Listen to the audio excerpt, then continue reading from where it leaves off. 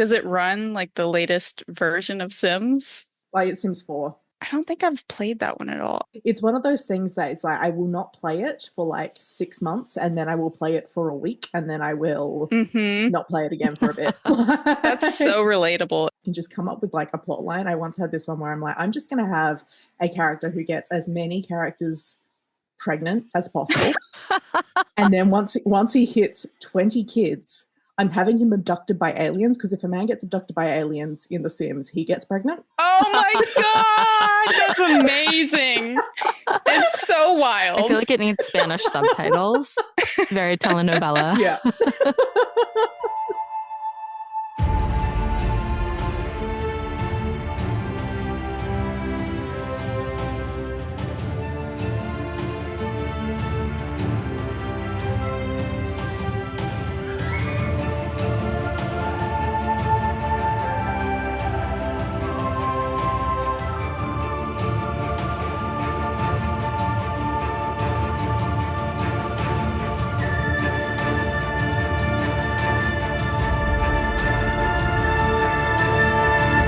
Hey guys, welcome to Breakfast in Beauclair, a Global Witcher podcast. My name is Alyssa from Good Morn, and I'll be your host as I and our international Hansa accompany Geralt of Rivia and his destiny Cyrilla of Sintra across the continent. Merry Christmas from me and mine to you and yours all over the world, and what a wonderful year this has been. From a brand new book to the next season of the Netflix show to another year with this wonderful international community. I hope that you're all enjoying time with the ones who you love the most, and I look forward to seeing you all in 2 weeks in the new year. And if you would like to spend some of the holidays with the Hansa, you could do so this Saturday, December 27, 2025, in the Hansa Discord at 10 a.m. Eastern, 3 p.m. GMT, and wherever you are in the world. Some of our members will be hanging out for an annual party in the voice channel, and you can always join at bit.ly/the Hansa Discord. Thank you to our patrons and our producer-level patrons, Katie the Redhead of Toussaint, Jacob B., Charlotte from Amber Glamorai, the original Roach, Libby, John Reblia, Tom from Australia, Jill Kate the Tabby Witch, Ollie from Sweden, James Carson III, Mira Tamaria, Softy, Lisa C., and Sidna. I know I mention the Patreon every episode. It really is like a lifeline of this podcast and helps me cover everything from a dedicated editor. Thank you, Caleb, for being a part of this season, hosting, platform fees, website, and anything else that comes up too. And it really makes making Breakfast in Beauclair possible and sustainable for me to continue. If you would like to learn more about supporting Breakfast in Beauclair, visit patreon.com/breakfastinbeauclair. As for this episode, Madi from the US and Sophia from Australia call in to continue our discussion of Andrzej Sapkowski's Tower of Swallows, Chapter 7. Join us as we discuss Avallach's warning and more serious predictions from a first-time reader, the Fastball Special, a knocker's dreams and aspirations, the hypocrisy of retribution, and toddler thoughts. Plus, Sophia wins the podcast. Without further ado, let's get to our discussion of Andrzej Sapkowski's Tower of Swallows, Chapter 7, Part 2. As we get to the end of Geralt's conversation with Avallach, he warns the Witcher that he will find Ciri only to lose her forever. Sophia, we're going to kick it over to you for this kind of like very speculative question. How does this foreshadowing shape your sense of the stakes in the story? I don't think it was a particularly big swing last time when I called it that Milva was pregnant. Mm-hmm. So I'm going to take a bigger swing now. I have been starting to suspect that Geralt is not going to survive this series. Okay. Very good poker face there, Alyssa, just want to say. It's not only that Geralt will find Ciri only to lose her forever, but that it will also come at a great cost to his friends and like the people that he loves. And I feel like this sort of goes into that indication is like, it's not that all of his friends are going to die and that is the cost to them. It's that Geralt is going to die and that is the cost to them. I just got chills. Yeah. Yeah. I don't expect either of you to make anything more than like just interested sounds in response to that. That's kind of where I went with that warning. Mm-hmm. Yeah. Yep. Yep. Brian the brain cell is doing stuff. Brian's doing a little it. tap dance. I can feel it. when I first read this part of the book, like, it is so ominous. And we've spoken about whether or not prophecies actually come to fruition. Are they actually that decisive? Mm-hmm. I'm trying to think what prophecies we have heard over the course of the Witcher series that have come to fruition. And I think when you read something like this that is said so matter-of-factly, you as a reader don't want to believe it. You want to spurn Destiny and be like, fuck you, Destiny, fuck you, Avallach, and then just like Geralt, go running, screaming out of the cave. I think even reading this, a bajillionth time, it does give you a sense of unease. Mm-hmm. For sure. So I am interested, of course, to see where your prediction ends up, Sophia, as you continue reading the series. So in high school, we had to read The Life of Pi. Mm-hmm. And I don't know if either of you have read that or if all the listeners have. But at the end, basically, the author is like, do you believe the story? Or do you think, this other thing happened? Even now at 30, both at 12 and at 30, I'm like, yeah, of course the story happened. Why would you say that? Why would you go with the logical thing? Of course the cool part happened, Yeah, it's an interesting mechanic when writers use this sort of, this is definitely going to happen type deal in something so ominous. I'm scared to say more. I feel like I left that very open-ended, okay, cool, Maddie. But I don't know. I'm trying real hard not to okay. accidentally spoil something.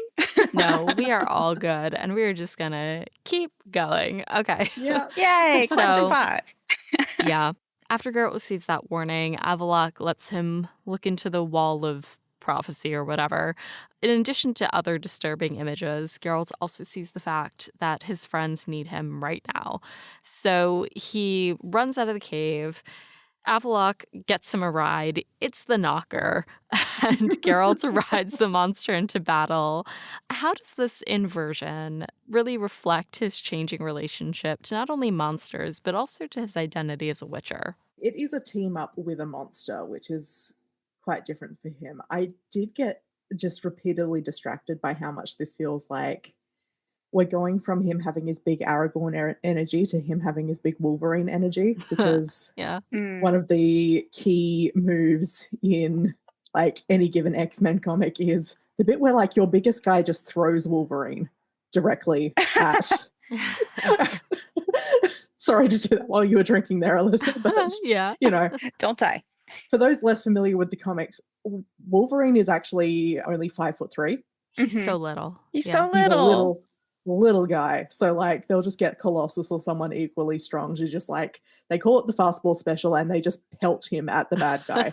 That's so funny. That has a similar energy to this, where they're just bounding over the mountains while this guy who stinks. Yeah. That is the thing that was the most graphic thing. They're this guy reeks.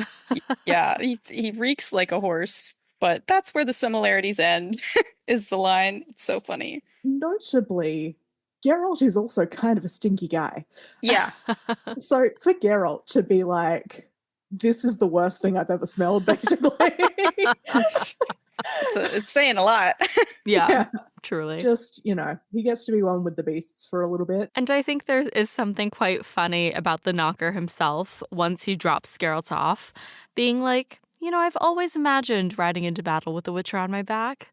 Man, that would have been so cool, and I'm glad I got to kind of do it. Okay, bye. And I'm so interested in the dreams of this knocker, actually, because back in the cave, he was saying I've dreamed since I was a child that I would get to punch a Witcher in the face.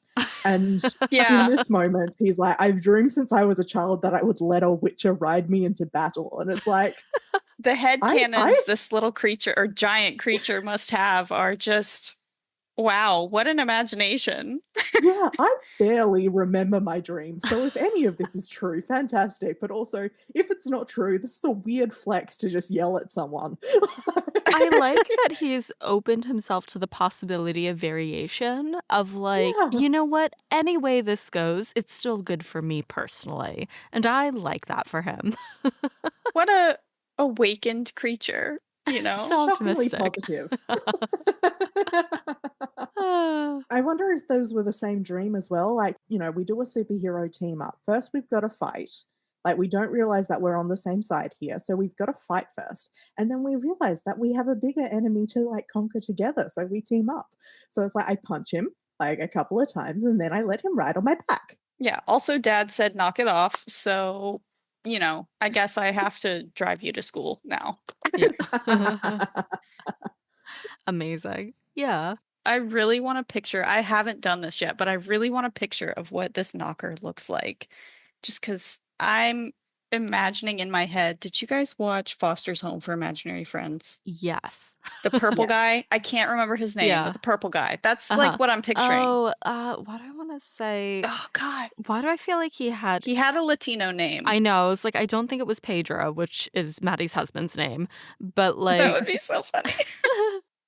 Foster's home characters. I put Pfister's home characters. Eduardo. Okay. Eduardo. Yeah, I'm picturing it as Eduardo, but What a more good show. bestial. I kind of imagined the one who kind of looks like an overgrown satyr, like a fucking 16-foot tall satyr. I think I imagined him more like that. And then when I reread this, I don't think I had either remembered or really understood the description that it said. It's kind of like a kobold. And I think my understanding of kobolds from D&D now are almost like little baby dragons. Little dragon people. Yeah. So like it doesn't quite match in my head, I think. I think the kobolds confused me. Yeah. But I still kind of I imagine it like a really pudgy, like 12-foot tall satyr. Yeah, I was having the exact same train of thought earlier today, was like, wow, I remember, because The Witcher was my first introduction to kobolds, because obviously The Witcher is what got me into this community, which is what got me into D&D. So, all of that. But I just looked up images of it. And so this universe's version of a kobold looks like a tiny, angry, like monkey man, like almost like a hairy goblin. That's what in this artwork it's showing from the Witcher wiki. And then a knocker, it looks like a giant, like dwarf, like a extremely large. That's such a Oxymoron. there we Giant go, dwarf. oxymoron. Giant dwarf, like a huge dwarf with a huge beard.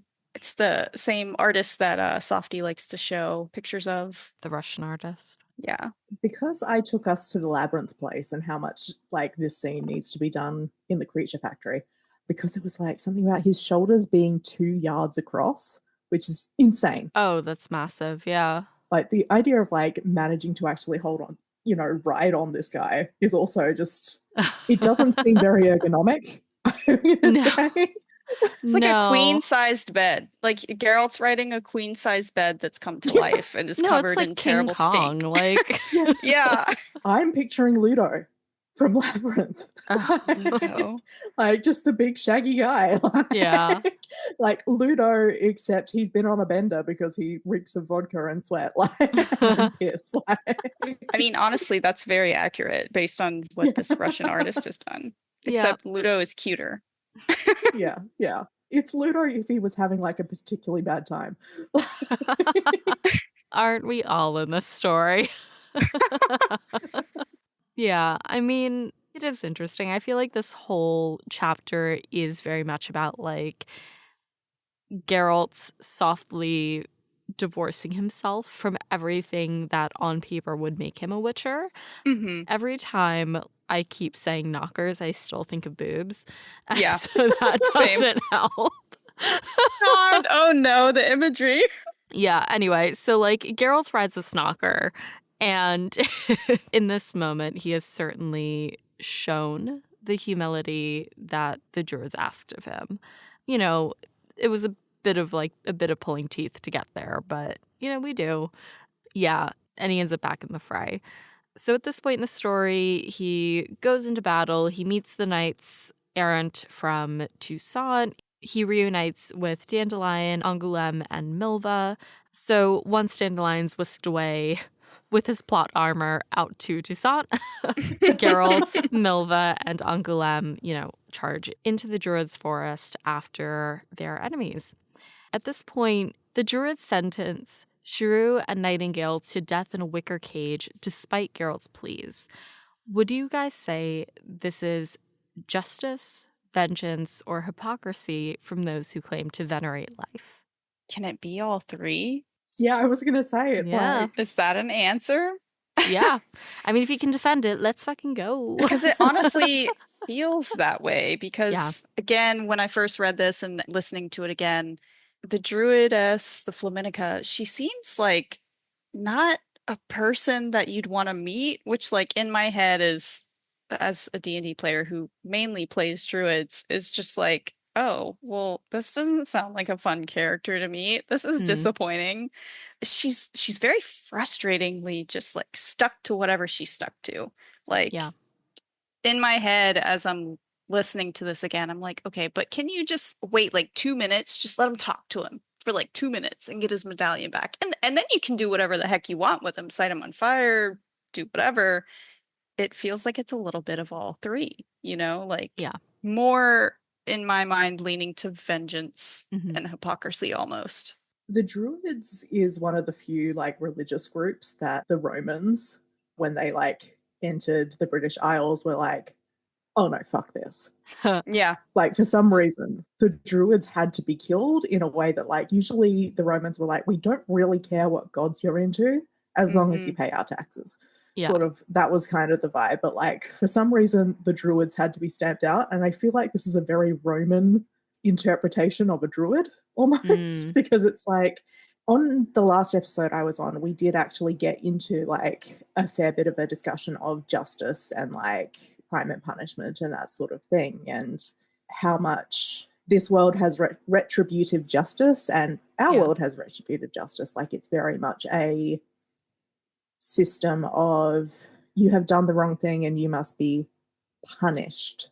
And I'm the kind of person who's always going to be like, can we just try and find a way to like, let's work on trying to find out what's wrong with people and find a way to make them not do it again, rather than it being a matter of we need to punish these people. More shades of gray, less black and white. Yes. In their mind, this is justice. Like these people have encroached on the Druids' territory and committed terrible crimes. So to them, this is the just outcome. These are people who have fomented this rumor about the Wicker Hag that they burn people in. In that sense, it's like literal hypocrisy, but purposeful, almost in like a tongue-in-cheek way, or very much in a tongue-in-cheek way. It's very much I will become the monster that you say I am. Yeah. Fine, make me your villain. Like, you've made me the villain. Like, it's a real look what you made me do kind of execution. Cue the snakes. So, yeah, like, it is vengeance and it is hypocrisy, but to them it is justice, which is, like, always a sort of thing when you're looking at different points of view here. Yeah. I think to Maddie's point, when and I assume most people think of druids, it's always kind of like hippy-dippy, one with nature kind of vibes. A lot of robes. Yeah, a lot of robes. Pacifists through and through is, I think, what people tend to assume. And Geralt comes, I think he actually makes a direct comparison to Brokilon. Yeah, he does. Where as he's entering the forest, he's remembering like how aggressive the dryads are with protecting the borders of Brokilon. And it's much the same here. But I also think that, like, we can only assume that these druids at some point have been peaceful. Like, that's an assumption I'm making as a reader.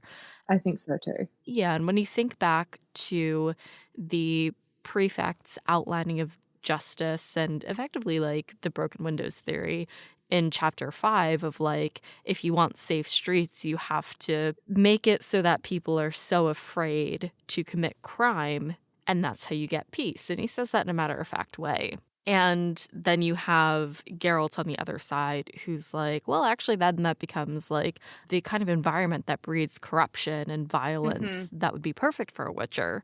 And then you get to, I think, the results of that, which is then the quote-unquote good people are now forced into a position of offensive defense as it were, and they're now openly attacking anyone who comes into their territory quite violently and quite ruthlessly.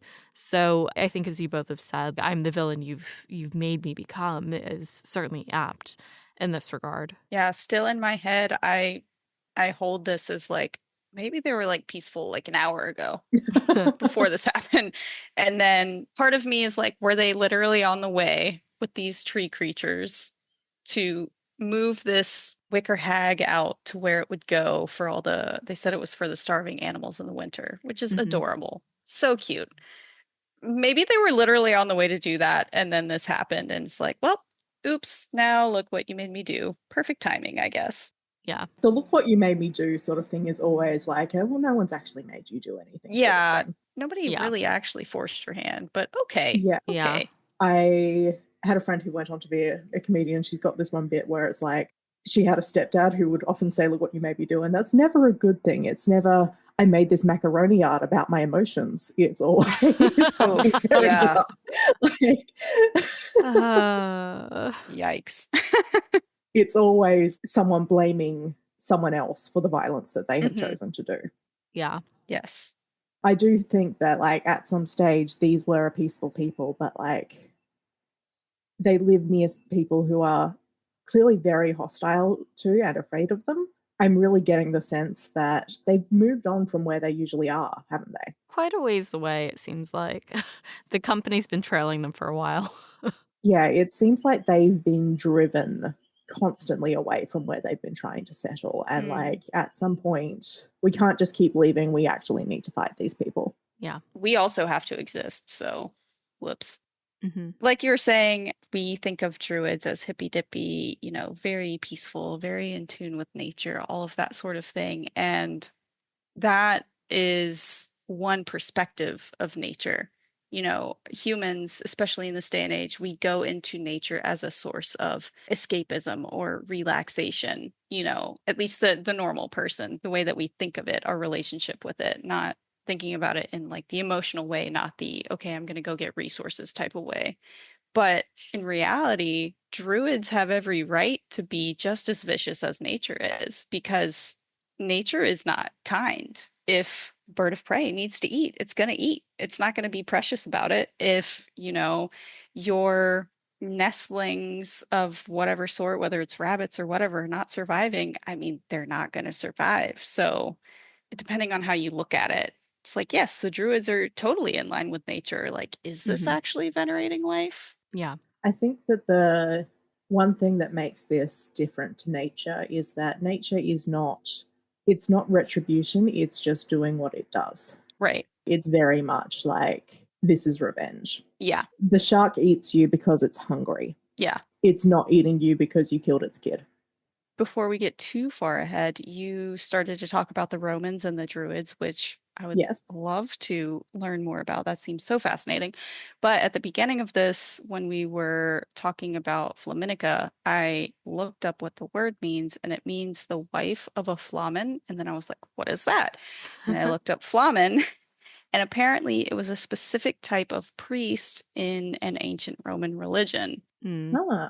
I don't have any context for like what that actually means. I'm sure there's some history buffs out there who do, but it says they oversaw the various cults of state-sponsored religion. So interesting that you bring up Romans and Druids, where the Druidess is literally named something of Roman origin. Like her title is of Roman origin, apparently. Interesting. That does feel like a very Sapkowski thing to do on purpose. The other thought that I did have, if we're comparing what the prefect had to say about law and order to what has happened here with the Druids, it's sort of like the Druids have clearly made this choice to live apart from society, but they are now replicating the society that they're trying to be apart from. Any commune you hear about that has gone wrong, it's always like, yeah, they came in with these goals, but then like they moved into either the same excesses or worse excesses than what they were trying to get away from, which is also just something to really just sit with as something interesting to think about. Absolutely. And I do think the conversations about law, order, justice, retribution are certainly going to continue for not just these last 7 chapters, but through this book and also through Lady of the Lake. The last few paragraphs of this chapter are focused on Geralt and the loss of his medallion. He loses his Witcher medallion in the flames, symbolically severing his Witcher identity. Do you guys think that the destruction of Geralt's medallion marks the true end of his Witcherhood, or is he already moving beyond that role? I'm going to compare this to my last breakup. Okay. Tell me more. Okay. Say more. What might be a fun connection there is that, like, I realized that I needed to break up with my ex when I was watching Midsummer, which feels very relevant to this chapter. Okay. Cool. Yep. Cool. Because it was just one of those things where I was realizing he's like, yeah, he'd probably go to Europe without telling me.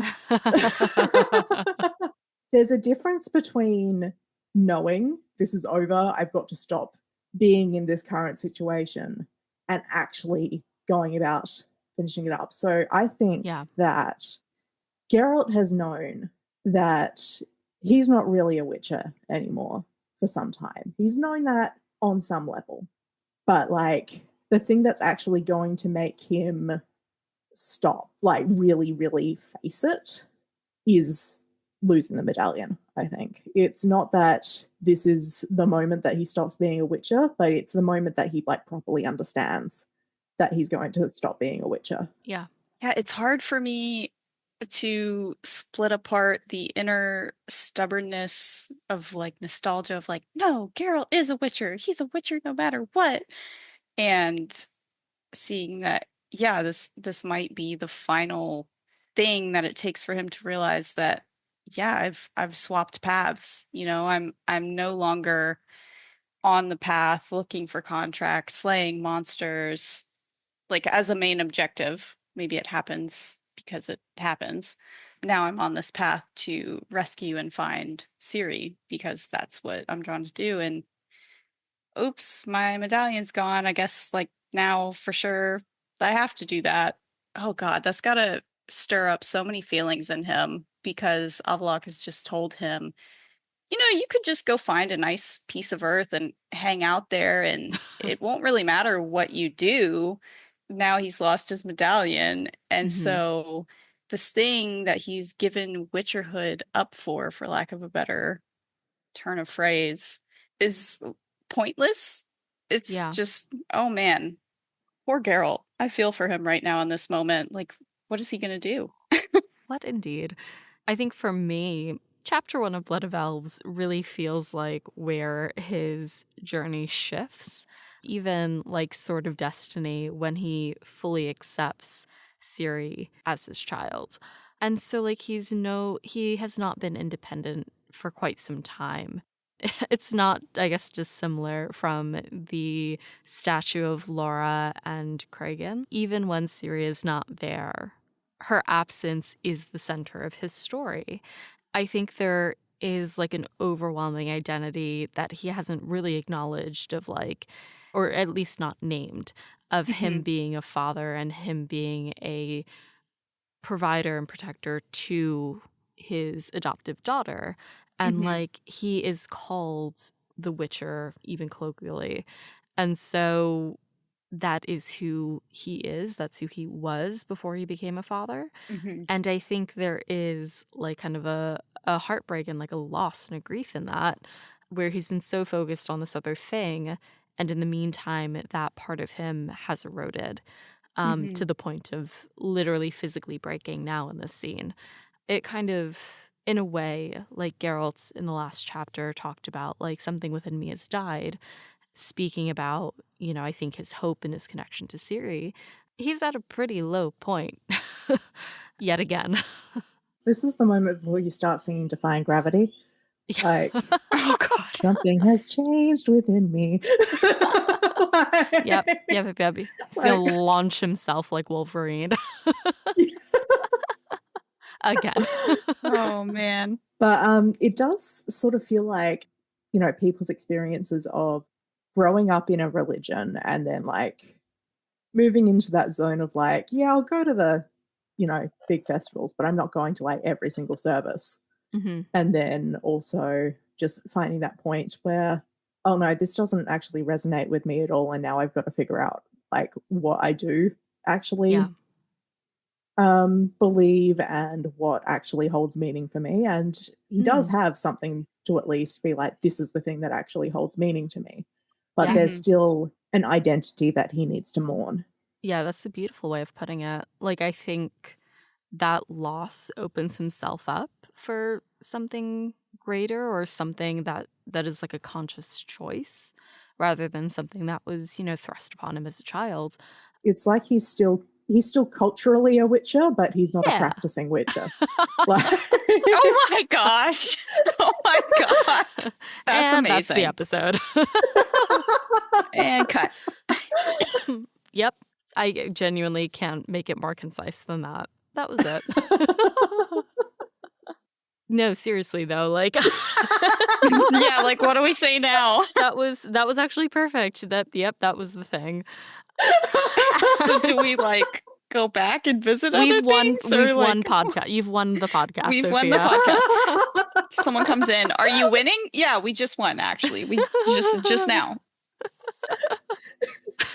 Oh my God.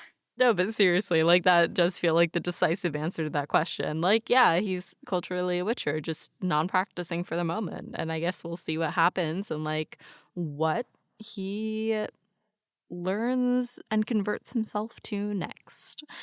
That actually does take us to the end of the discussion. And the end of the chapter. All of that to say, as we look over the entirety of chapter 7, do you guys have any closing thoughts or anything else that came up for you at this part of Tower of Swallows? This is such a sad chapter. I think this is, as far as my little brain can think right now, probably one of the saddest moments in the series for me as a reader. Okay. Just because, I don't know, like literally I'm looking at my bookshelf, 1, 2, 3, 4, 5, 6.5 books of him being a practicing witcher and coming to this moment of, yep, so I guess that's over. That's a wrap. Yeah, I did have a little laugh when you said this is the saddest because somehow on every single chapter of this book and every single recording, every guest has come out of it being like, wow, this is such a sad chapter. And yeah, we are in the heart of darkness right now. Yeah, it's just a sad story. It gets better. It does. But no spoilers. Yeah. Contrasting this with the last chapter I was on for, that was a romp. That was the one where they were all hungover. Oh, yeah. When they just met Regis after drinking his hooch all night, On the mandrake liquor, right? Yes. So they're all hungover. Like, Milva just absolutely floors that guy Cleggy. Yeah. They're in peril, but it's a whole lot of fun and games in that one. And this one's just like, oh, God. Oh, no. But I do have to say, the living trees there, every single time they did something, like just as like something a little bit lighter, in my head, I was just there like, oh, Treebeard, you're crazy for this one. I know, right? They're very Ent-coded. Yeah, very much so. What if the Ents were like the friend that you had in like uni who, whenever they had like a couple of drinks, they'd just start running? Wait, is that a thing? I've had other people tell me that this is a thing. Like, it may not be a thing for everyone, but like, I have fond memories of, I think, running adjacent behaviors, whether that is literally running or just doing inexplicably spiritually dumb shit. And that's not where I thought that sentence was going, but I'm so there for the ride. The sentence that you just said or the sentence she said about, you get drunk and you run? You run. Because I thought, like, if anyone's familiar with Percy Jackson, Percy's brother Tyson is a Cyclops. He's a baby Cyclops. And it felt like Treebeard's vibe or Treebeard's physical form with a baby Cyclops personality and reasoning. And I'm obviously rereading The Witcher, like rereading the Percy Jackson series as I always do. And so like I'm just like, oh, this is a baby Cyclops tree. Wow. It's so But funny. yeah, it is like having just a giant toddler. Yes. That like he doesn't know his own strength and he's gonna knock things over and he's gonna pick up things, and like the only thing that like it didn't do that was not toddler coded was like it didn't put anything in its mouth. I wouldn't put it past trying. The only thing that would have made this more toddler coded is if it like just, Uncle M, you're interesting. It's like, Yeah. They do call Like, them that is- Little Tree. They do call yes. they call them Little It Tree. is called Little Tree. Yeah, the like main one that carried them. I don't think we got a name for the other one, but like Little Tree. It's like, oh, Little Tree. You are like just a big tree-shaped toddler. Yep. And yeah, very Tyson coded. It's such a jarring side by side of this scary thing carrying all these people tangled up in its branches. Some of them doing okay-ish, and some of them really, really not doing okay, like ever again. And these druids behind them just graze, graze, graze, little tree. Like, what in the world? I do just want to see like Treebeard standing with Little Tree and just being like, now don't be hasty, as like this absolute insane toddler of a tree just goes to town on some guys. Oh man. Like that is what I'm sort of picturing, like just Grandpa Treebeard looking after his grandson Little Tree. And just the antics of that. They found the Entwives. There's a baby now. Like, Amaze. So cute. They're doing their best, truly. yeah. The little trees and triettes. Trees. Yeah, this chapter is so freaking long. There's so much that happens in it, and it's like an hour and a half of the audiobook. Mm-hmm. But we certainly hear a lot in it, and I think, as I said, it feels like it starts and ends in a really nice way. I feel like on this specific read, I've really been noticing how well Sapkowski splits his chapters, and everything does feel like every chapter feels very contained, either obviously in terms of plot or thematically, and I think it does feel like a thematic cut here where it's all about Geralt voluntarily leaving his identity behind. And I think it is a good one. There's a lot of interesting shit and funny shit that happens in it, and I'm glad I got to go on the ride of it down a knocker with you. Down a knocker with you. Yep. I need that on a hat or a t-shirt. I feel like that feels like a natural endpoint. Yeah. Is there anything else that you guys like needed to like absolutely throw in there, or? I mean, the biologist in me, this has been stuck in my head when you were talking about, sorry to go back to this thing you hate, but the spontaneous ovulation, that is actually that is actually a thing in nature. There are actually species that do that. So it's not all that, I mean, it's crazy. It's so uncomfortable and weird, but it's actually not all that crazy. So I don't know. Very strange. Yeah. But like, you don't have to put that in the which... episode, but just for your own brain snacks. I mean, Sapkowski put it in the book. Maybe this is a way in which elves are not very much like humans, sort of thing. Yeah. Like... Yeah, they're more like cats. Yeah. I guess. Yeah, I guess. Gross. I was Anyway. like, now I know more about Sorry. cats than I needed to know. And so that is going to be it for our show today. Sophia, Madi, thank you guys so much for joining us for this episode, and thank you to our Hansa for listening. So you can find both of today's wonderful guests in the Hansa Discord. Keep a lookout for Sophia's upcoming podcast. And next episode, join us as we continue our discussion with Andrzej Sapkowski's Tower of Swallows, Chapter 8.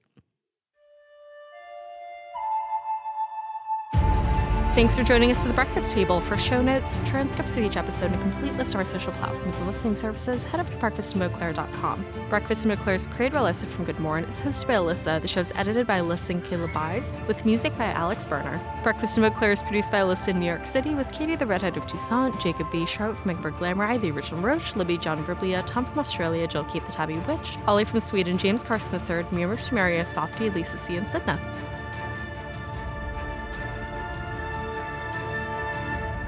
Special thanks to Madi and Sophia for joining us for this episode, and our international Hansa for their support.